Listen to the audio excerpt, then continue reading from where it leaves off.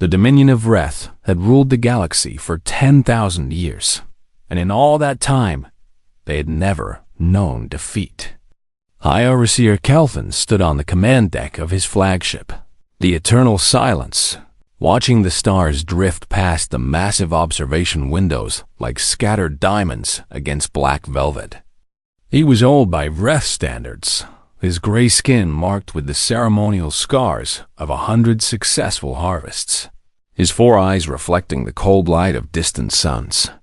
Behind him, junior officers moved quietly between control stations, their movements precise and practiced. They feared him, as they should. He had personally overseen the destruction of more than 200 civilizations, and he wore that accomplishment like a crown. "Overseer," a voice called from the tactical station, "we have completed our analysis of the next target system." Kelvin turned slowly, his long robe sweeping across the polished floor.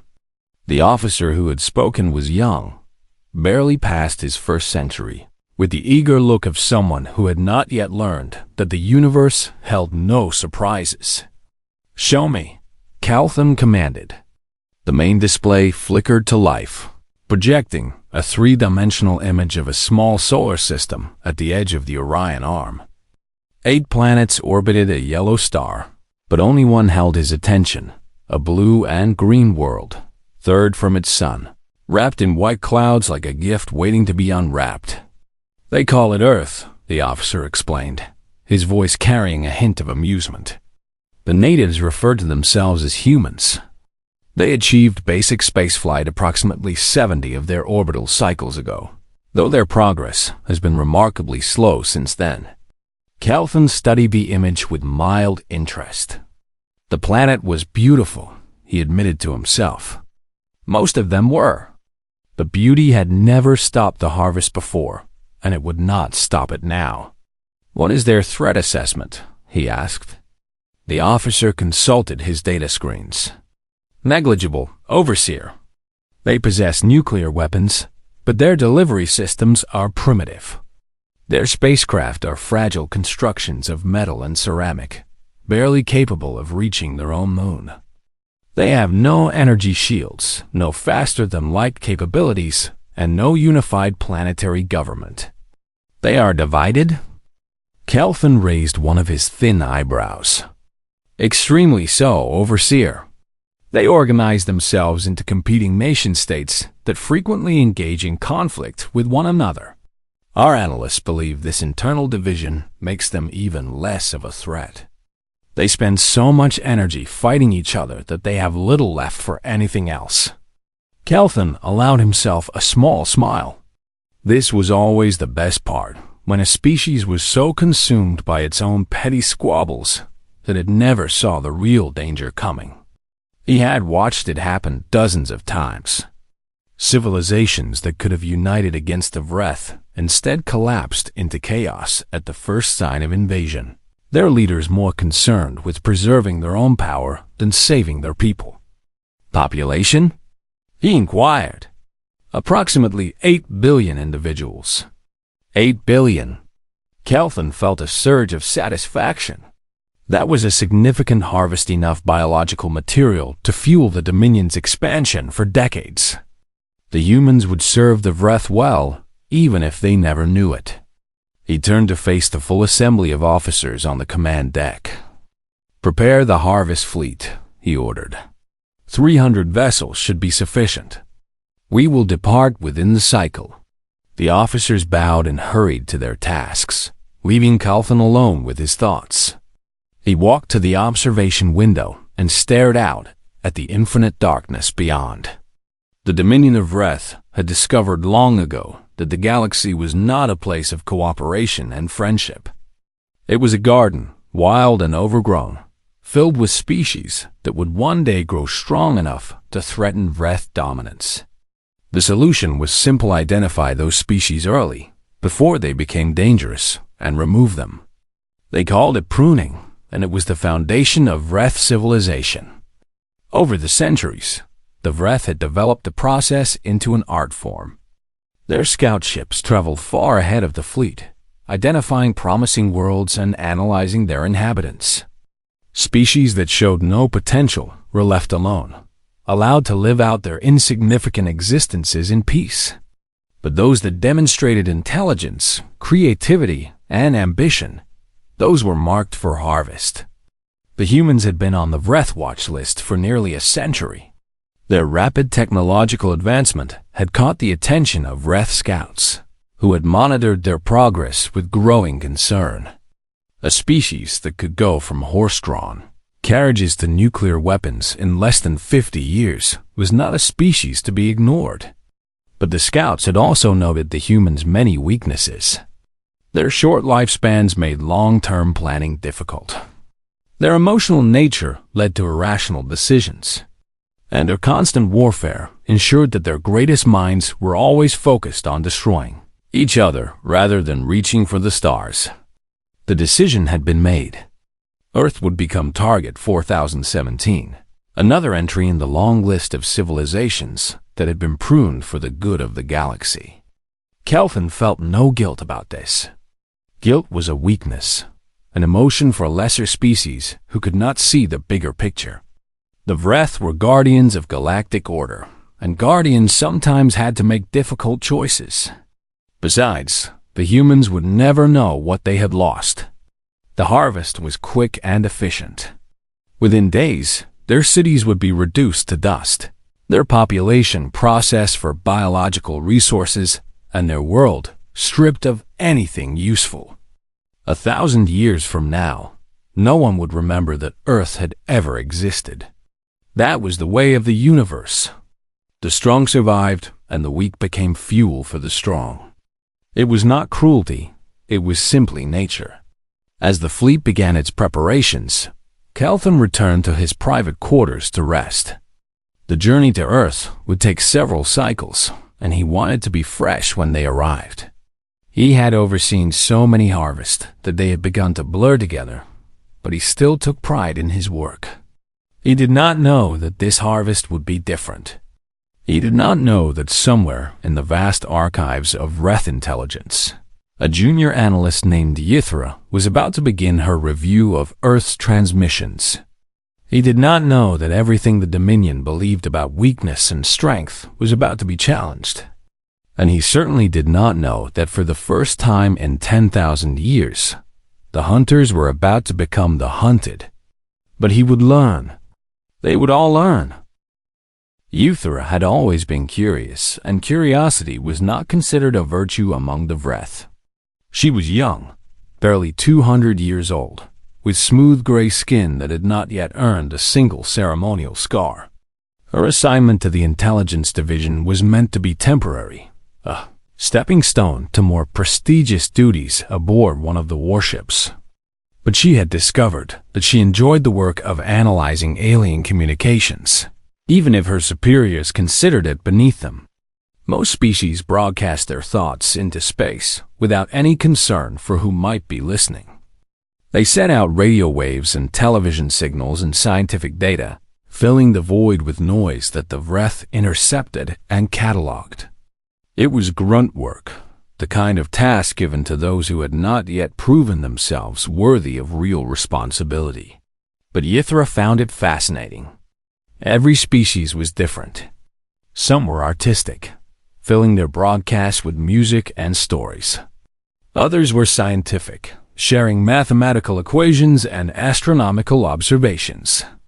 A few were paranoid, encrypting everything and trusting no one. Each civilization revealed its character through its communications, and Yithra had learned to read them like books.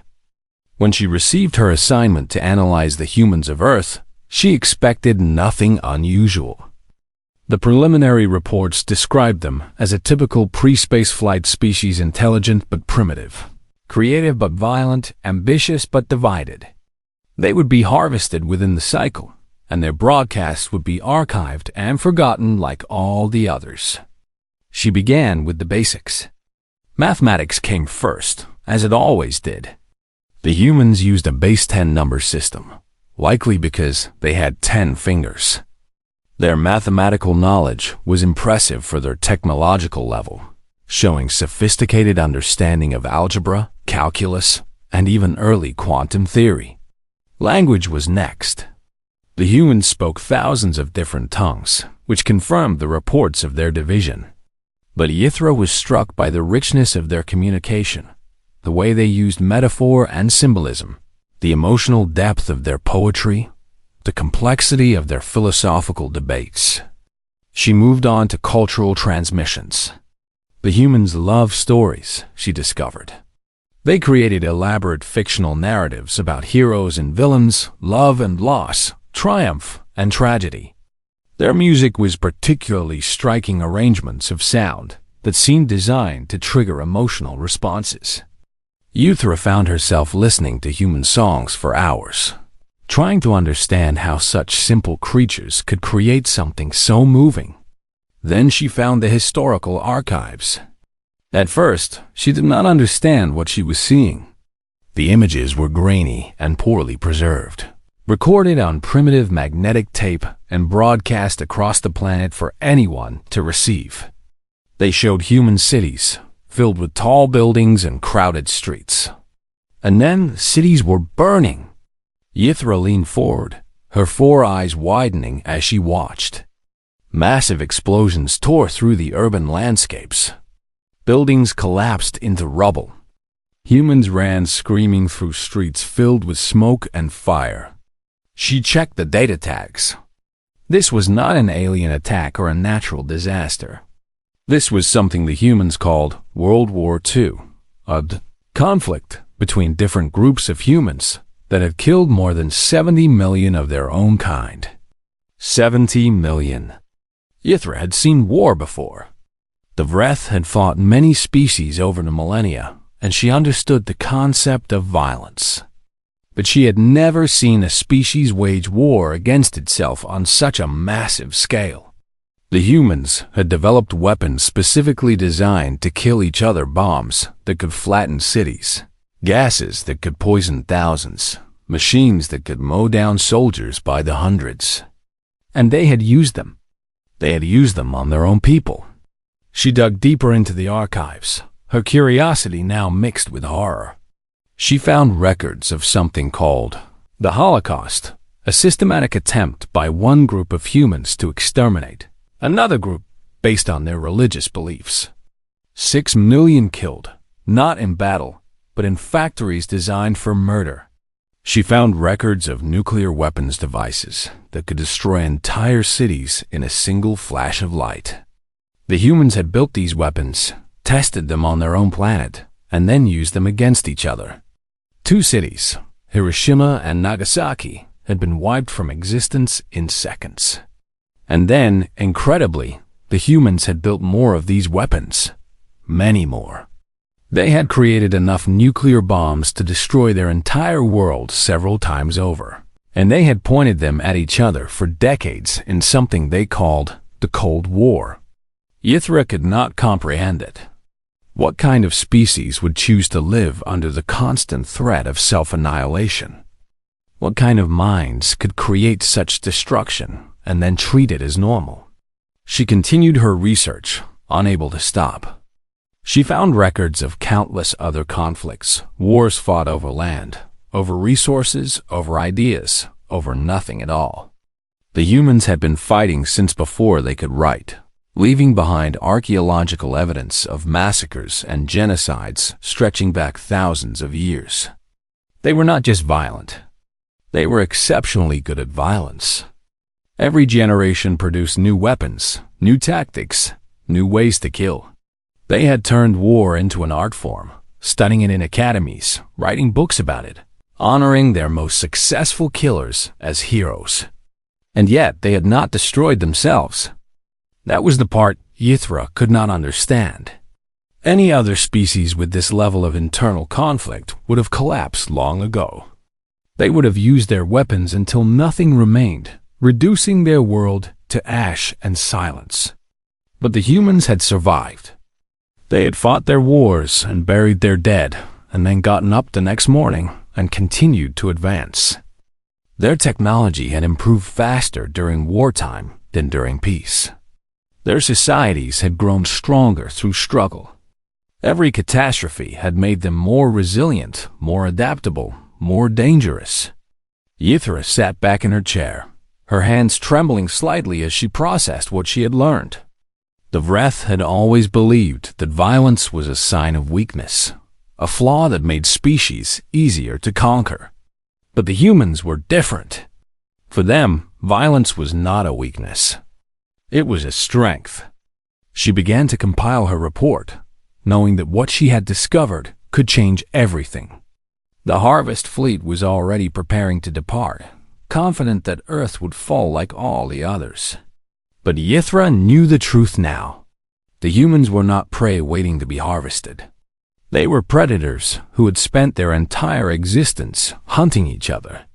And if the Vreth were not careful, they might discover what happened when those predators finally found something else to hunt. Ythra knew that what she was about to do could end her career. She stood outside the door to High Overseer Calthan's private chambers, her data tablet clutched against her chest like a shield. 2 guards blocked her path, their ceremonial weapons gleaming in the artificial light. They had already refused her request for an audience 3 times. "The Overseer does not meet with junior analysts," the larger guard said, his voice flat and dismissive. "Submit your report through proper channels." "There is no time for proper channels," Ythra insisted. "The fleet is departing within hours. The Overseer needs to see this information immediately."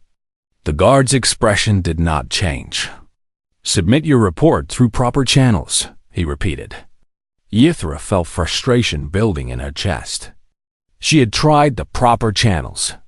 She had sent her findings to her immediate supervisor, who had laughed and told her to stop wasting time on primitive species. She had forwarded the data to the Tactical Division, who had ignored her completely. She had even attempted to contact the fleet commanders directly, only to be told that harvest protocols were not subject to revision based on the concerns of junior personnel. No one was listening. They all assumed that Earth was just another target, another entry in the long list of species marked for destruction. They could not imagine that anything from such a backward world could possibly matter. But Ythra had seen the truth. She had watched the human archives. She knew what the Vreth were about to face. She turned away from the guards and walked quickly down the corridor, her mind racing. If the official channels would not work, she would have to try something else. Something that could get her executed for insubordination. She found an empty communications room and sealed the door behind her. Her fingers moved across the control panel, overriding security protocols she was never supposed to access. Within minutes, she had connected to the fleet's primary broadcast network, the system used to coordinate between all 300 warships. She took a deep breath and activated her recording device. "Attention all vessels of the Harvest Fleet," she began, her voice steady despite her fear. "My name is Ythra, junior analyst in the Intelligence Division. I am transmitting this message in violation of protocol because my superiors have refused to hear what I have to say. What I am about to share with you could change everything we think we know about our next target." She uploaded the first file footage from human history. The images appeared on screens across the entire fleet, in crew quarters and command centers, in engineering bays and medical facilities. Everywhere, Vreth officers stopped what they were doing and stared. "This is a conflict the humans call World War II," Ythra explained. "It killed 70 million of their own kind in just 6 years. Watch closely. These are not soldiers fighting an alien enemy. These are humans killing humans." The footage showed bombs falling on cities, soldiers charging across muddy fields, bodies stacked in mass graves. It showed tanks rolling through burning streets and aircraft dropping fire from the sky. It showed the full terrible scope of human warfare. "They did this to themselves," Ythra continued. "Not once, but repeatedly, throughout their entire history. They have been waging war against each other since before they developed writing. Every generation has produced new conflicts, new weapons, new methods of destruction. She uploaded more files, images of nuclear explosions, records of chemical weapons, documentation of genocides and massacres. The evidence was overwhelming, a cascade of violence that stretched across centuries. "Look at their weapons," she urged. "They split the atom not to generate power, but to build bombs. They created chemical agents that could kill thousands with a single drop.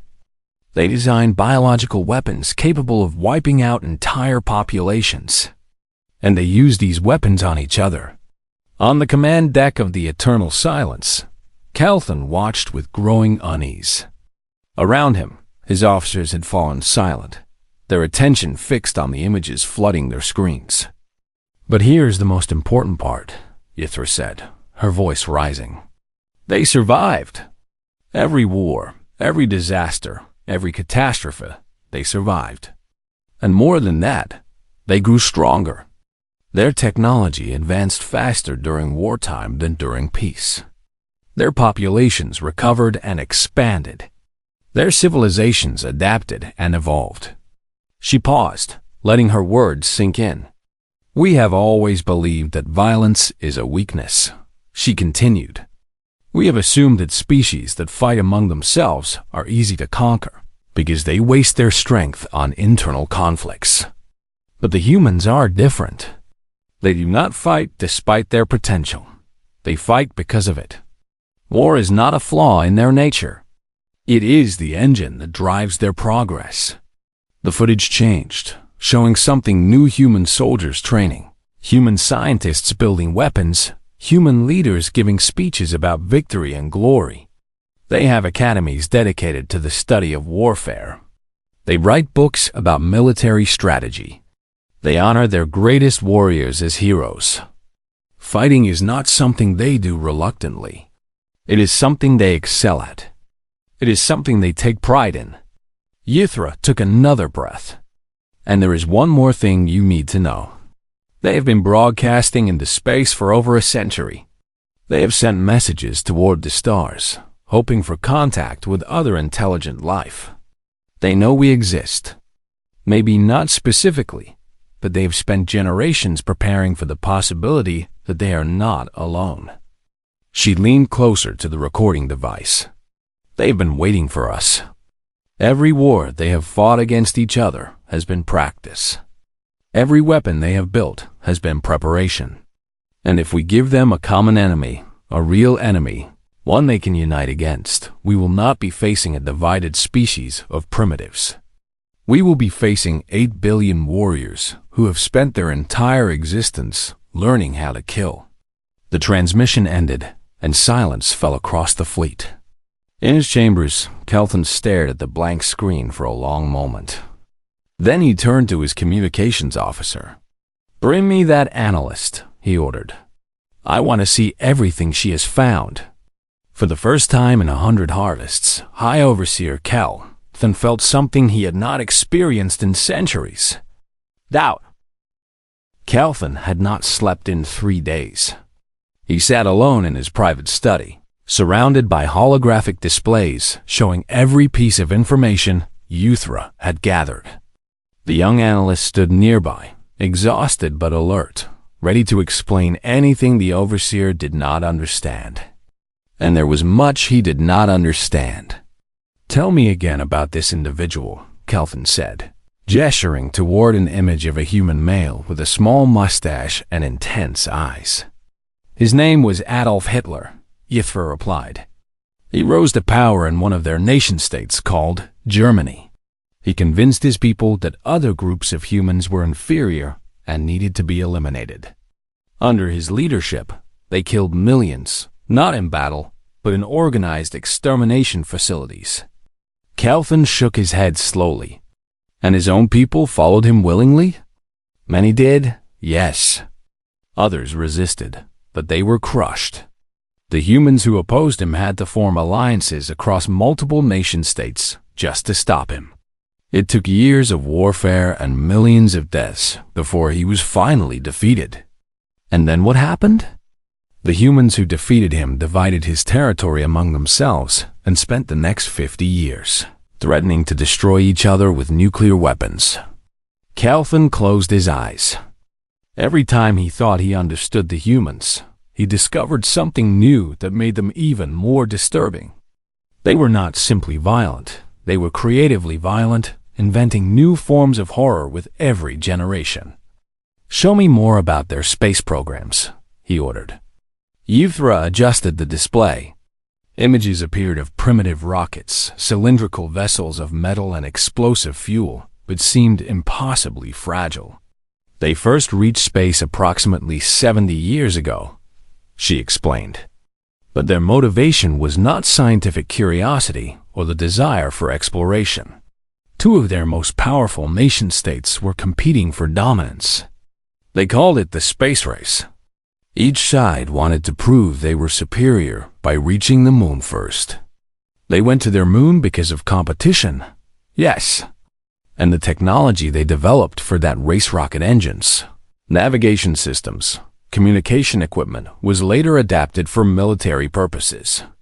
Their space program and their weapons program were always connected." Calvin studied the images of human astronauts planting flags on their lunar surface. There was something in their posture that troubled him, a confidence, a pride that seemed out of place for such a primitive species. "They have been watching the stars," he murmured, "wondering what else is out there." "For generations," Ythra confirmed. "They have built listening stations to detect signals from space.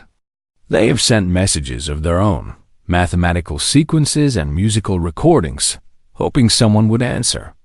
They have created entire institutions dedicated to the search for extraterrestrial intelligence. They want to find us. They want to find anyone. They are curious, Overseer. Dangerously curious. And they have been preparing for first contact since before most of them believed it was possible." Calvin was about to respond when an alarm sounded throughout the ship. He rose quickly and moved to the communication panel. "Report," he demanded. "Overseer, we have detected an unusual transmission from the third planet," his communications officer replied, his voice carrying an edge of confusion. "It appears to be directed at us specifically." "That is impossible. They should not know we are here." "Nevertheless, Overseer, the transmission contains data encoded in our own mathematical base. Someone has figured out how to speak to us." Calvin felt a chill run down his spine. He turned to Ythra, who had gone pale. "Bring up the transmission," he ordered. The main display flickered, and a stream of data began to scroll across the screen. At first, it appeared to be random numbers and symbols, but the ship's computers quickly began to translate. The humans had used basic mathematical concepts to establish communication, the same technique the Wraith used when contacting primitive species. But this was different. The transmission was not a greeting or a plea for mercy. It was not an offer of surrender or a request for negotiation. Instead, it was a massive data file containing thousands of separate documents. "What is this?" Calvin breathed. Ythra was already analyzing the contents, her fingers flying across her tablet. Her expression shifted from confusion to shock to something that looked almost like fear. "It is everything," she whispered. "Overseer, they have sent us everything." "Explain." "Military technology, weapons specifications, historical records of every war they have ever fought." Ythra looked up, her eyes wide. "They are showing us exactly what they are capable of. They have included blueprints for their nuclear weapons, their biological agents, their chemical compounds. They have sent us tactical analyses of their most famous battles. They have given us complete documentation of their military history." Calvin stared at the scrolling data in disbelief. No species had ever done this before. When faced with the Wraith fleet, civilizations either surrendered, begged, or tried to hide their capabilities. They did not volunteer information about their weapons. Why would they do this? He demanded. Ythra continued to read, her face growing paler by the second. "There is a message at the end," she said, "written in our language. They must have decoded enough of our communications to learn how we write. Read it. Yuthra swallowed hard and began to translate. We have been waiting for you. We have been preparing for this moment since we first looked up at the stars and wondered if we were alone. We hoped you would be friends, but we planned for the possibility that you would not be. She paused, her voice trembling slightly. So before you make your decision, ask yourself one question. How many worlds have fought back? And how many worlds enjoyed it? Silence filled the room. Calvin read the message again, then a third time. Each reading made the meaning clearer, and each clarity made his unease grow deeper. The humans were not afraid. They were not pleading or threatening. They were inviting. They wanted this fight. They had spent their entire existence preparing for it, practicing on each other, perfecting their methods. And now, finally, they had found something else to test themselves against. Kelvin understood at last what made the humans truly dangerous. It was not their weapons or their numbers or their technology. It was their attitude. They did not see the Vreth as a threat to be feared. They saw them as a challenge to be overcome. The Council of Overseers had not convened in emergency session for over 1,000 years. 12 of the most powerful beings in the dominion of Vreth sat in a circular chamber deep within the flagship, their ancient faces illuminated by the soft glow of holographic displays. They had ruled the galaxy together for millennia, making decisions that shaped the fate of entire civilizations. They had never known doubt. Until now. High Overseer Calvin stood before them, his ceremonial robes seeming heavier than ever. Around him, the evidence of his investigation floated in the air: images of human warfare, documentation of their weapons, translations of their final transmission. You have reviewed the data, he began. You have seen what I have seen. The question before us is simple. Do we proceed with the harvest of Earth, or do we withdraw? Elder Voanthus, the oldest member of the council, leaned forward in his seat. His skin had faded to almost white with age, and his 4 eyes had grown cloudy, but his mind remained sharp. We have conquered 4,000 worlds, he said, his voice like dry leaves rustling.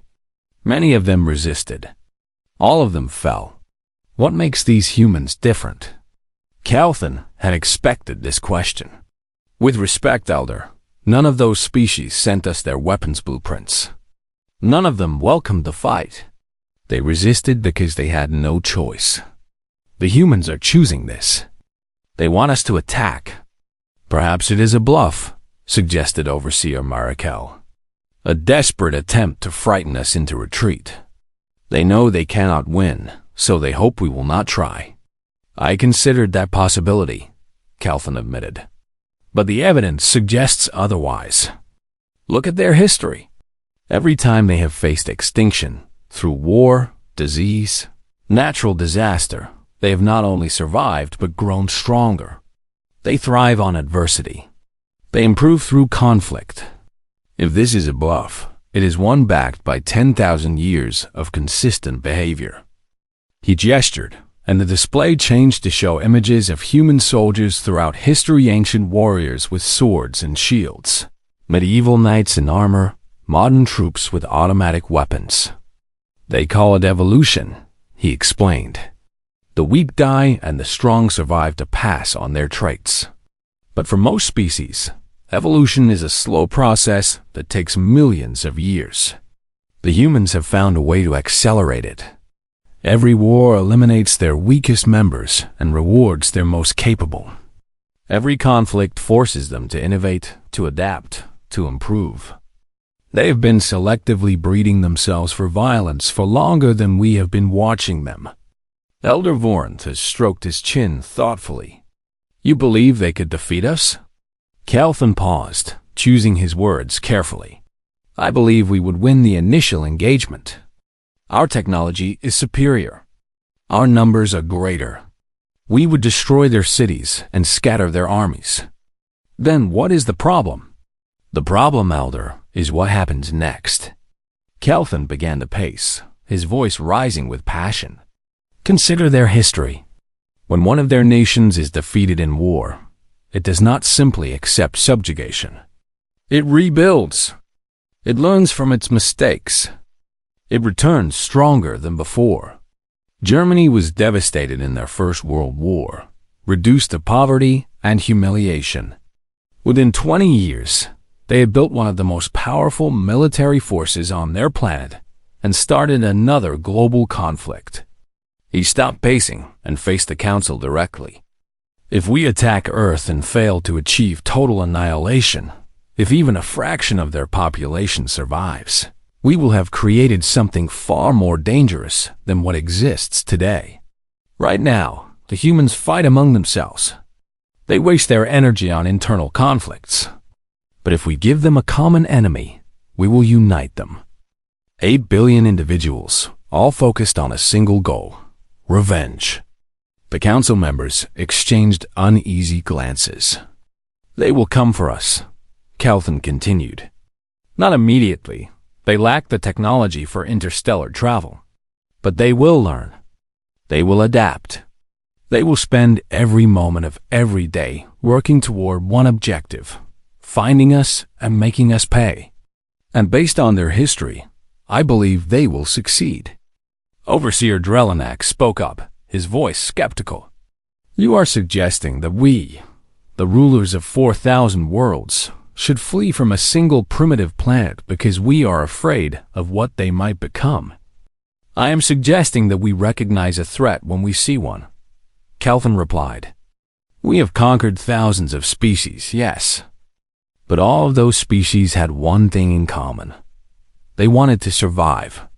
They fought because they had to, not because they wanted to. They would have accepted peace if we had offered it. He pointed at the display, where the human transmission still glowed. The humans are different. They do not want peace. They want conflict. They have been searching the stars for millions of years, hoping to find something worthy of fighting. We are what they have been waiting for. If we attack them, we will not be conquering a primitive civilization. We will be giving them exactly what they want. Silence fell over the chamber. The council members studied the evidence, their expressions troubled. Finally, Elder Vointis spoke. What do you recommend, Kelvin? Withdrawal, the High Overseer said firmly. Complete and immediate withdrawal from this sector. Earth should be removed from the harvest list and reclassified under a new designation. What designation? Kelvin took a deep breath. Do not disturb. The vote took less than an hour. For the first time in the history of the Dominion of Vreth, a harvest was cancelled. For the first time, a species was deemed too dangerous to engage. The fleet turned away from Earth's solar system and began its long journey home. Behind them, the small blue planet continued to spin peacefully, its inhabitants unaware of how close they had come to destruction. But perhaps not entirely unaware. Somewhere on Earth, in a quiet room filled with radio equipment, a scientist stared at her screens in confusion. The anomalous signals she had been tracking for weeks had suddenly changed course. They were moving away. She made a note in her log and wondered what it meant. She would never know that her species had been judged and found too dangerous. She would never know that the most powerful empire in the galaxy had looked upon humanity and felt fear. But the word spread across the stars. Other species heard the story of Earth, the world that had frightened the Vreth. Traders and diplomats, refugees and explorers all carried the tale to distant corners of the galaxy. A new warning appeared in navigation databases throughout known space. The Orion Arm was to be avoided. A dangerous species lived there, a species that had spent its entire existence preparing for war. And on Earth, humanity continued as it always had, fighting, building, dreaming, reaching. They looked up at the stars and wondered what else was out there. They would find out eventually. They always did. And when that day came, the galaxy would learn what the Vreth had already discovered. Some species are not meant to be conquered. Some species are meant to conquer,